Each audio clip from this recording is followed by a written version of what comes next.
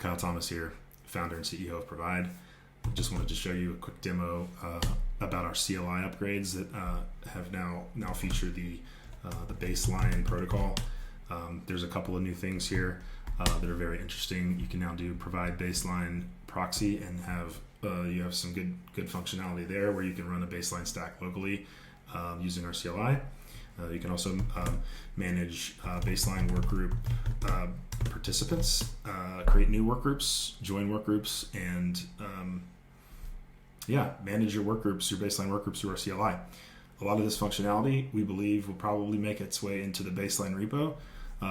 So you could just run baseline, so like just baseline and then command.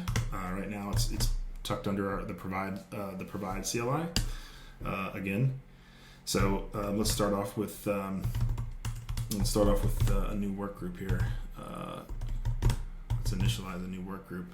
First of all, let's look at our organizations.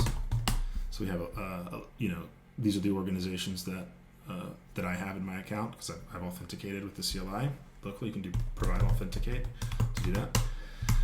So we'll pick an organization here to use for this new work group. So Provide baseline work groups init. Let's call it the CLI work group. Seems reasonable. And then organization is long been picked.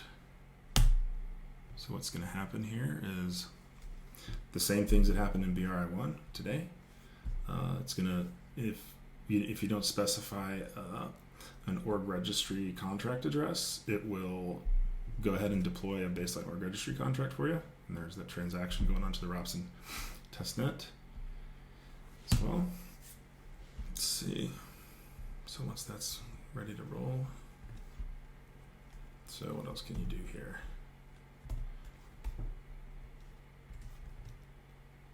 Depending on how quickly that gets mined. I'll go ahead and show you what the proxy looks like. So the Provide baseline proxy has run the proxy, stop the proxy, and view logs.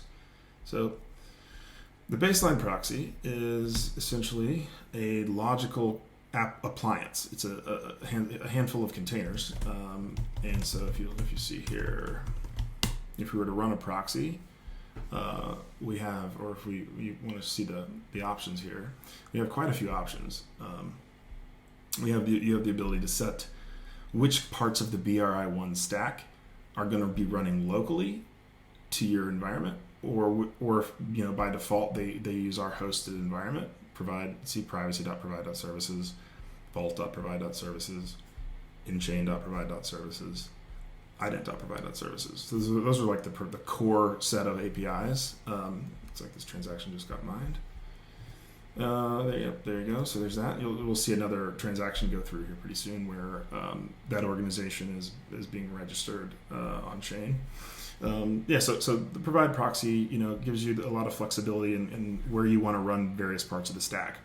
You have to have, this proxy really represents the missing persistence package from the initial release of the baseline protocol. You can specify which parts, if you're using SAP, for example, you can specify that your SOR is SAP and that your SOR URL, you can specify where that lives so that the proxy knows how to interact with your internal system of record. So by default, so it looks like this is done. And Robson's a little bit strange sometimes. So what we'll see here momentarily is, we'll see it. Oh, there's one of them. A little caching action here. So if we go and dig into this contract, we'll see. Let's see what happened. Yes, here we go. So we have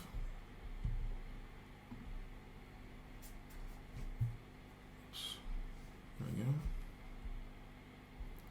We have the shuttle contract deployed. All we're looking for here, there's an organization registry contract. right? So that's the org registry contract.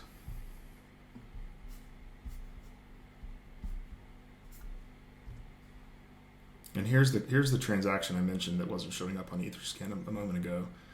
That was sent to that new org registry contract on behalf of my organization. I didn't actually send that to me. So Provide Technologies is now in the org registry, the on-chain baseline org registry contract, which really is like the global phone book contract. And we see I have this messaging endpoint that's been created for me behind the scenes. So that's cool. So here's the org registry contract that was deployed, and there's that first transaction. Again, like the CLI is pretty flexible. You won't have to deploy an org registry when there's one that you don't want to. We just want to use one that's on chain. That's totally good. So what we'll do is we'll do provide. Let's go ahead and run the proxy. Provide proxy. Provide baseline proxy. Run. And we want to use the work group that we just made.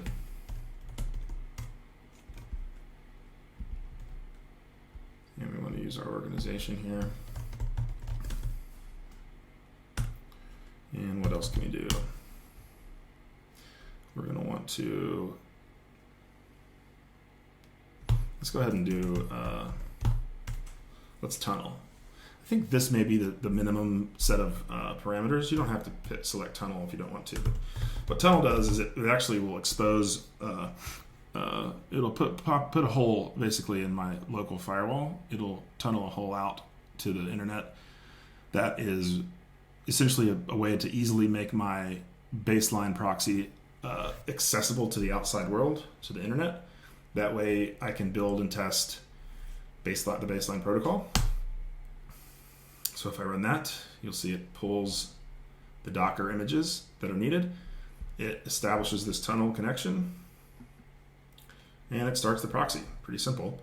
So if I do provide baseline proxy logs, we see a bunch of logs for all the containers. So here we go. So you can see that the containers that get started here are, in this case, because we're using by default all the provide stack that runs in the cloud, sort of as provide operated BRI1, if you will. You have the baseline proxy consumer, the proxy API, Redis, local Redis, local NATs, and that's about it. So another thing that's interesting when you do this is the ngrok tunnel configuration is exposed, so you can sort of see what's going on from with your tunnel. So if I try to telnet into this thing, this guy right here.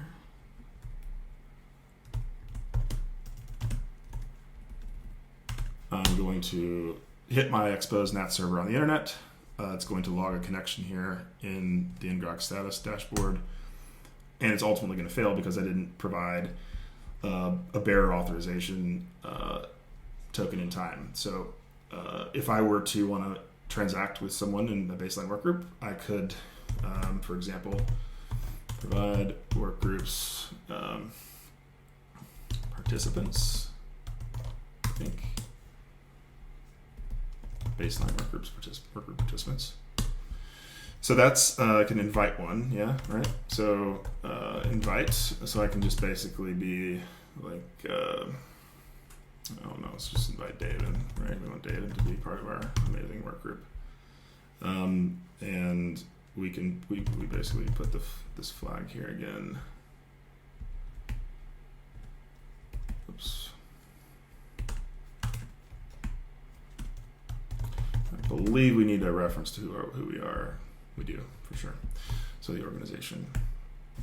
So when I fire that off, again, this is going to do something very similar to what BRI1 does. It's going to generate a token. I can then give that token to David. David can then use that token to log in, or to rather connect to as a bearer token when he connects to my NAT server that's exposed through the tunnel. Again, the tunnel option is super nice for development, and but it's not necessarily something you would use in production. It's for for development, and really you would statically configure what port, what the ingress would look like for your organization in production. So pretty cool. So I think if we looked at the logs there was something, the baseline organization proxy endpoint is required.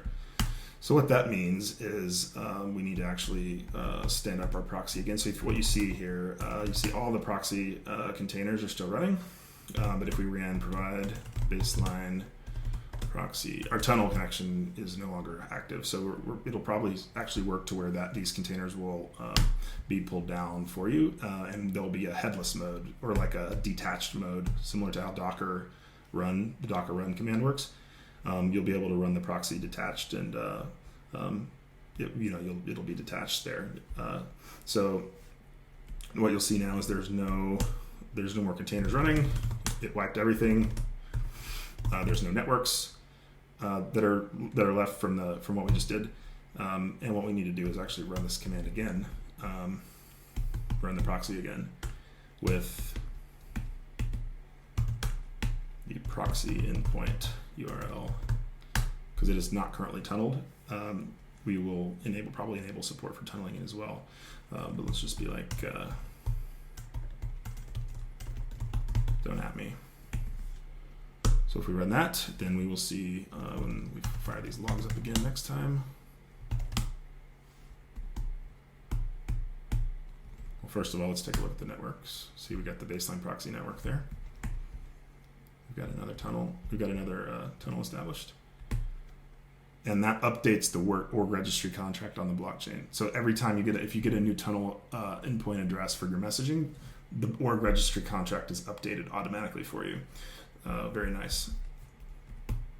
So if we were to do provide baseline proxy logs again, you'll see that we no longer have the same issue that we had. Oh, we do need to provide SOR identifier. It's nice to know. Let's use that, and then SOR. Yeah, that's good. Pretty quick to stand up the appliance. Again, minimum viable number of containers. You could very well see there we go. We're all good. So this runs what you need in order to baseline to really get going. We're super excited about that. Really, this represents what's completely necessary for enabling the entire ecosystem. In terms of whether you want to be an ecosystem operator, like Kona, for example. If you are someone that is invited by an ecosystem operator, like a bottler, and Kona, a Coca-Cola bottler, that Kona would, as the ecosystem operator, invites those bottlers. Or if you're someone even further down in the ecosystem, this tool allows you to flexibly configure and deploy the baseline protocol in your organization on your local machine, and get started in a matter of minutes. Some information about how to access this will be available, and you can clone the repo and get started. Thanks for checking this out.